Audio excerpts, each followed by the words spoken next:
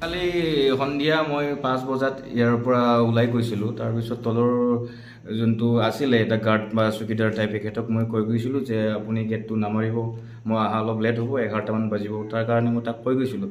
তাৰপিছত মই উভতি আহিছোঁ যে গেটটো মাৰা আছিলে 11টা বজালৈকে, লগতে তাৰ ফোনটো অফ আছিলে। তাৰপিছত মই যেতিয়া বিয়াত মই গৈছিলোঁ সন্ধিয়া, বিয়াৰ পৰা যেতিয়া উভতি আহিলোঁ চাওঁ যে মোৰ এইখন গেট গ্ৰিলখন ভাঙি মেলি আৰু আপোনাৰ ফটোৰ ভিতৰত যিখিনি সামগ্ৰী আছিলে, সোণ আছিলে, লগত পইচা আছিলে, ভালেখিনি পইচা আছিলে, লগত ভালেখিনি সোণো আছিলে, এইবোৰ চব চোৰে লুটপাট কৰি লৈ যাইছে। মই ৰাতিপুৱা 6টা বজাত আহি মই দেখি পালোঁ। আজি ৰাতিপুৱা তাৰপিছত কি হ'ল?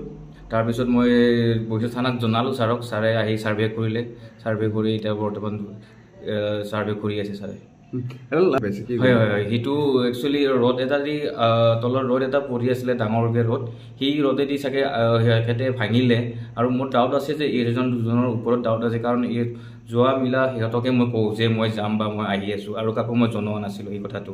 আৰু সেই ৰটেদি কৰা বুলি কিনে মোৰ ডাউট আছে। আৰু লগতে তলত অনাৰ থাকে, তেখেতৰ ওলোটাকৈ মানে হুকটো লগাই থৈ গৈছে এখেতক। সিজন ৰাতিপুৱা মোক অনাৰজন ওলোটা মানে ভিতৰত বাহিৰৰ পৰা খিলি লগাই থৈ গৈছে, বাহিৰৰ পৰা খিলিত লগাই থৈ গৈছে ঘৰৰ অনাৰক। হয় হয়। আচ্ছা, এটা ভাৰতীয় আছে। মই নালাবাৰতে থাকোঁ, আৰু মই ঘৰ বনোৱাৰ কাৰণে আজি 5 মাহ ধৰি ইয়াতে আছিলোঁ। আৰু যোৱাকালি এদিনহে মই নাছিলোঁ ইয়াতে কামৰ কাৰণে, মই বিয়া খাব যোৱাৰ কাৰণে। মোৰ 70,000 টকা কেছ পইচা আছিলে, মোৰ দেউতাৰ শ্ৰাদ্ধৰ কাৰণে এইখিনি মই ৰাখি থোৱা আছিলে।